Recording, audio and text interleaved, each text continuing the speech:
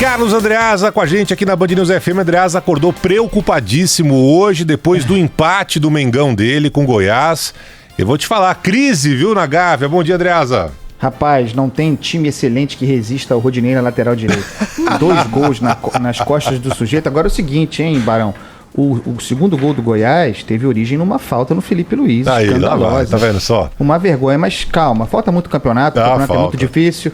O Flamengo não é o favorito. Não, é o São Paulo, vai por mim. Andreasa, claro que o assunto é a fala do Eduardo Bolsonaro e hoje, mais do que nunca, o nome da coluna do Andreasa tem método.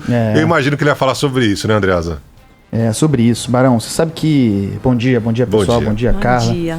Filipão, eu assisti na íntegra, né, ontem, a entrevista do Eduardo Bolsonaro à jornalista Leda Nagli. É o que eu chamo de dever de ofício, né? É um desafio profissional. Se fosse ele apenas o moleque mimado que é, em cuja cabeça mora um coronel brilhante ustra de ignorância, ninguém entrevistaria, ninguém veria, ninguém votaria, aliás. Não teria um voto. Só tem porque é filho de Jair Bolsonaro, circunstancialmente presidente da República, de onde Eduardo Bolsonaro extrai existência e poder.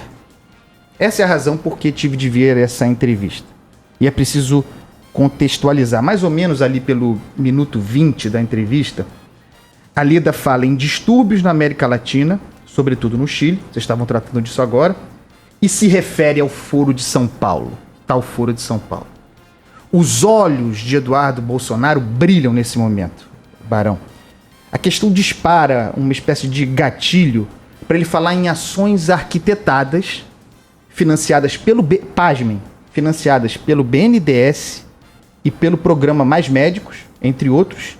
E aí ele leva o debate para o terreno favorável à sua imaginação reacionária, a imaginação bolsonarista, que é a cancha da teoria da conspiração. Aí, em seguida, ele pergunta, se isso acontece ali, por que não acreditar que possa acontecer aqui, no Brasil? Ele transporta o cenário de distúrbio no Chile para o Brasil.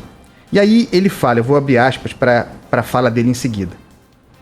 A gente, em algum momento, tem que encarar de frente isso daí. Vai chegar um momento, vejam, vai chegar, está afirmando, vai chegar um momento em que a situação vai ser igual ao final dos anos 60 no Brasil, quando sequestravam aeronaves, quando sequestravam-se grandes autoridades, cônsules, embaixadores, execução de policiais, de militares. Se a esquerda radicalizar a este ponto, a gente vai precisar ter uma resposta. E uma resposta, ela pode ser via um novo AI-5, pode ser via uma legislação aprovada através de plebiscito, como ocorreu na Itália.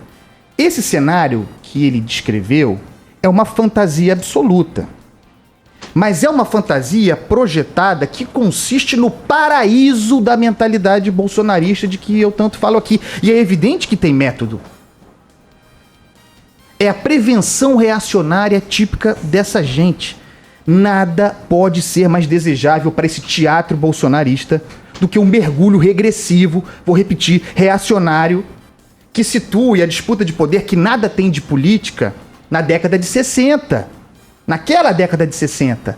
Aqui, na América do Sul, onde os países estavam todos tomados por ditadura, polarização de toda maneira, esquerda e direita ideais, aquelas do século XX, numa disputa de sangue, guerra e ditaduras, autorizando medidas de exceção, como o AI-5, que fechou o Congresso, que cassou direitos individuais.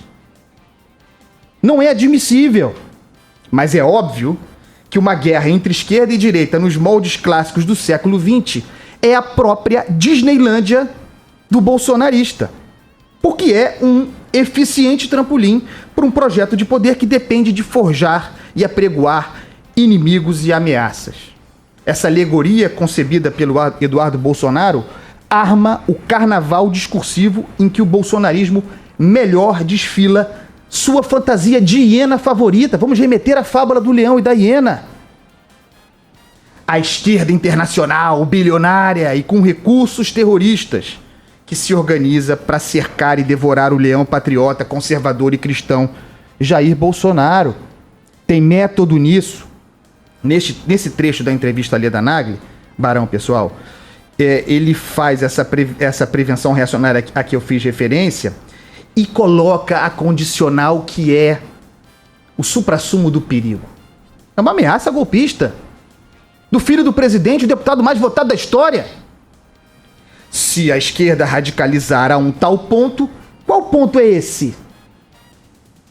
Se a esquerda radicalizar a um tal ponto, terá justificado o recurso a mecanismos de exceção, como um que fecha o Congresso e suspende caça a garantias individuais. É isso que afirma, eu pergunto, o deputado federal mais votado da história. Eu quero saber. E a dúvida vai insistir aqui. Qual é o ponto? Qual é a medida que justifica um novo AI-5?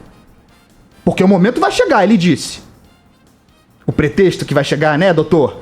Né, deputado? Como Eduardo Bolsonaro afere? Qual é a métrica para o grau de radicalização esquerdista? Porque todo mundo é esquerda. Eu sou esquerda, né, Eduardo Bolsonaro? Tá de brincadeira, né? Onde você estava quando o Lula estava no poder? Quando o PT estava no poder? Eu estava editando os livros. Eu era minoria, estava editando os livros contra o projeto lulopetista. E você, estava onde, deputado? Qual é a medida de radicalização esquerdista que detonaria a reação autoritária? Nessa entrevista, a Leda Nagli, ele fala em black blocs como agentes propulsores do que se passa agora no Chile. Seria algo, eu pergunto, como o conjunto de manifestações de 2013 no Brasil, uma ocorrência a justificar, a chamar um novo AI-5 na cabeça de brilhante ustra de Eduardo Bolsonaro? Ah, mas ele se desculpou! Ele se desculpou! E daí, dane-se! Fazem isso todos os dias, não sejamos trouxas. É estratégia, é método. Esticam a corda, avançam no discurso golpista, atentam contra as instituições da República, investem contra a democracia para depois pedir desculpa e recuar. Mas esse recuo vem depois de um avanço. E é um recuo até um lugar intermediário. Testaram uma linguagem. Filho do presidente da República, deputado federal mais votado da história, líder do partido do governo na Câmara. Falando de AI-5, que fechou o Congresso. Não foi a mesma coisa esse avanço para depois recuar? No vídeo já fiz referência da fábula do leão e das hienas. Joga-se, instila-se o ódio, investe-se contra poderes da República, no caso do Supremo Tribunal Federal, e depois recua. O estrago já está feito. Ah, e tem, rapidamente, me permito, uma segunda hipótese listada pelo deputado, que é uma consulta popular para mudar a legislação. Nessa entrevista. Isso também compõe a linha de frente do imaginário bolsonarista. A gente vê isso diariamente nessas convocações frequentes bizarras, chavistas, de manifestações de apoio ao governo, de defesa do Rei Leão acuado pelas hienas. Tem algumas dessas manifestações pró-governo marcadas agora para novembro, Barão. O bolsonarismo investe no estabelecimento de uma cultura plebiscitária aqui entre nós. Um fetiche por meio do qual o líder populista governaria. Governaria não, né? Reinaria. Prescindindo de instituições intermediárias, em conexão direta, verdadeira, sem filtros com o povo. Sem filtros deturpadores. Somos nós, a imprensa, dispensável. O Supremo, dispensável. O Congresso, dispensável. É assim na Venezuela, onde as hienas, imprensa incluída, foram estranguladas uma a uma. Ele diz, abro aspas, uma legislação aprovada através de plebiscito, digo eu, uma legislação aprovada através de plebiscito nada mais será do que o estabelecimento de um poder paralelo exclusivamente destinado a sufocar o parlamento, a democracia representativa e a atividade política. É o sonho dessa rapaziada. E nós estamos ainda no mês 10, Barão. 10 do governo. Mas aqui não. Aqui não vai colar, não. É isso. É saber qual é a próxima, porque vai ter próxima. Um abraço, Andreasa. Bom fim de semana pra você. Um beijo.